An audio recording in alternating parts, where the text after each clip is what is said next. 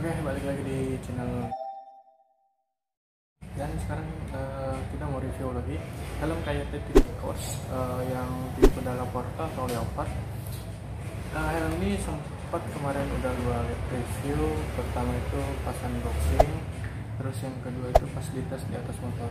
Nah, setelah kita tes buat riding dan dipakai buat beberapa kali dengan jarak yang lumayan jauh, apa aja kelebihan dan kekurangan helm ini? Di video ini kita bahas untuk kelebihan dan kekurangan helm ini secara pemakaian normal atau pemakaian pribadi gue. Langsung aja kita mulai dari segi kelebihan helm ini. Ini tentu desainnya cakep banget, bisa dilihat desainnya udah desain kayak yang dipakai buat balap.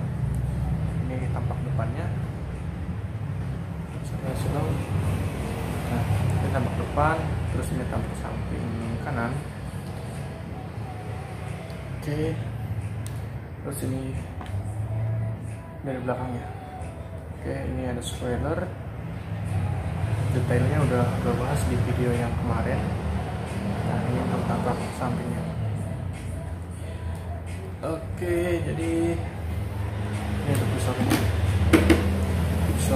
juga, visornya lumayan, ini flat visor, bagus visornya.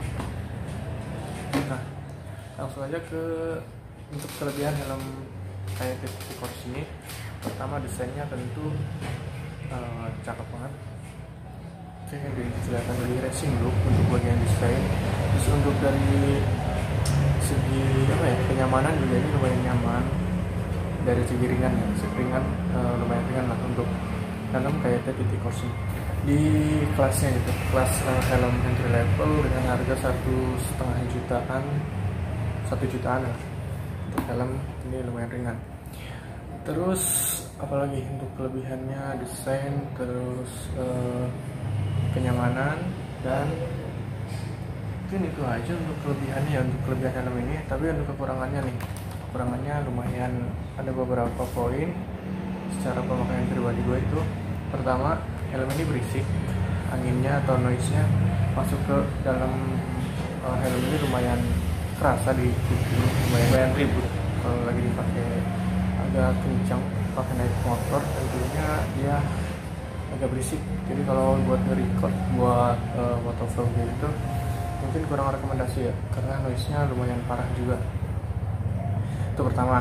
Terus kedua, untuk dari segi ventilasi ini walaupun udah dibuka bagian atas, bagian depan ini anginnya nggak ada yang kerasa gitu ya, anginnya nggak ada yang kerasa masuk ke dalam, malah kerasanya dari sini, dari masuk ke belakang sini, itu yang membuat noise-nya itu masuk ke dalam, bising gitu. Terus untuk kekurangannya lagi itu di segi bahan. Tentu helm harga 1 jutaan, desain sih ini dapat banget, desainnya dapat, tapi dari bahan atau dari build quality-nya ini kemarin pas gue cuci busanya itu kan dilepas ya, busa pipi, busa bagian sininya dilepas dan ininya ikut lepas. Finishing lemannya lihat, biar nggak ngeblur. Nah, finishing lemannya atau finishing dari helm ini bagian dalam sini kemarin gua udah lepas, tapi ininya ikut lepas, dalamnya finishingnya kurang. Untuk bagian dari busanya atau bagian dalamnya, finishingnya kurang rapi atau kurang, pokoknya dari segi finishing juga kurang untuk bagian dalamnya.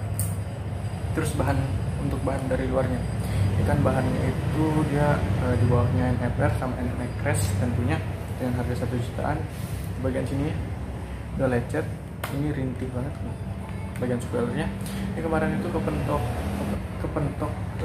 nggak kencang sih, cuma kepentok biasa aja, tapi ini udah lecet. Ngerinya kalau ini jatuh ini kayaknya langsung patah. Nah, ininya spoilernya dia kan nyambung sini udah include, sini kalau patah mungkin nyarinya agak susah gitu untuk spoiler ini, karena dia udah nggak pakai 3M. Di baut juga enggak, kayaknya di sini nggak ada baut stopnya, jadi langsung masuk ke dalam, jadi kalau patah nyarinya agak susah untuk bagian spoiler. Terus kekurangannya lagi apa ya, itu aja sih mungkin. Untuk kelebihannya singkatnya itu dia ringan, desainnya dapat. Terus untuk poin utamanya ya, terus untuk segi kekurangannya itu dari segi noise-nya masuk parah. Terus dari segi build quality-nya, tentu harga helm 1 jutaan dengan desain seperti ini pasti ya kualitasnya ya dengan harga segitulah, harga 1 jutaan. Oke, mungkin itu aja sih untuk kelebihan dan kekurangan helm ini. Dipakai itu baru seminggu dipakai buat tes ride motor sama buat San Mori kemarin. Dan satu lagi, itu sih bukan kekurangan ya, ini kalau buat Rokena atau mounting agak susah di sini. Buat kalian yang mau pasang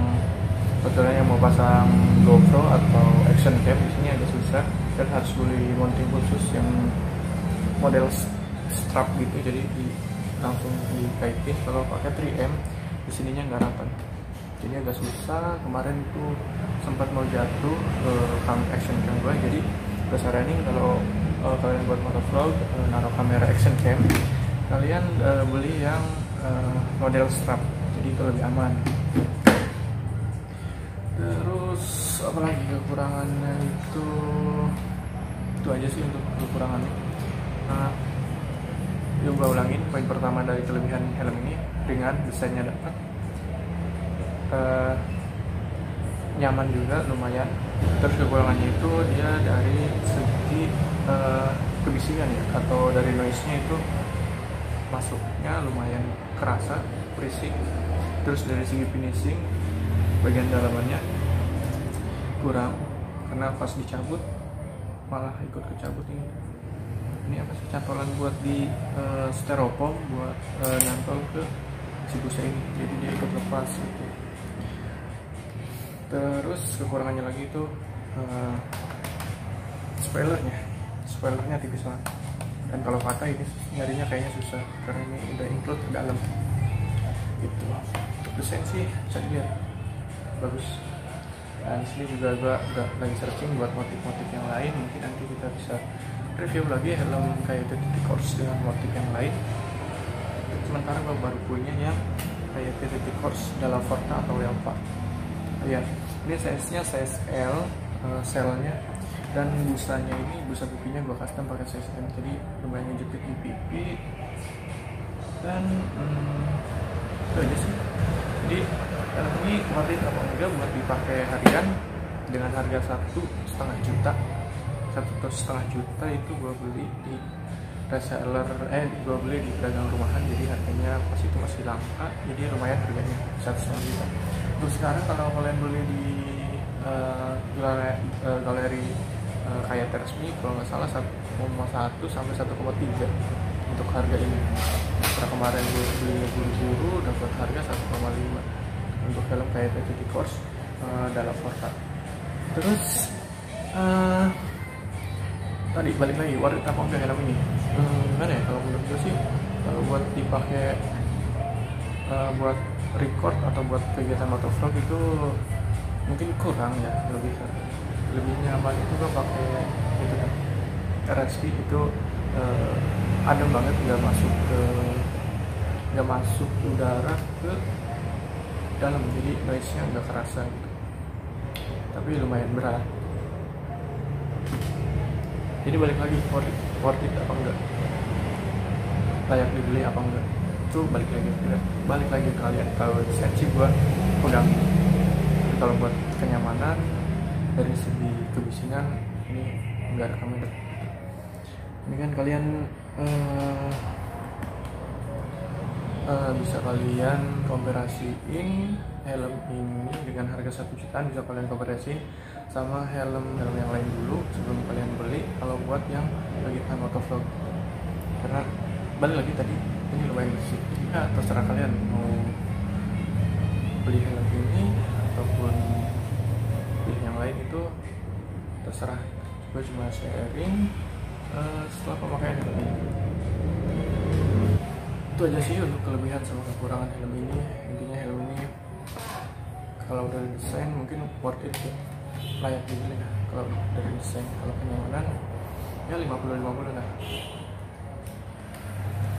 Dari bahan juga ya harga helm 1 jutaan dengan desain seperti ini, balik lagi pasti dapat kualitas yang seperti ini. Oke, segitu aja. Nanti kita review lagi untuk helm-helm yang lain, atau mau review motor atau apalah. Oke, see you next video. Untuk selanjutnya kita review, gue juga lagi nyari-nyari motif yang lain buat helm ini. Nanti kita review helm dengan motif yang lain. Oke, see you next video.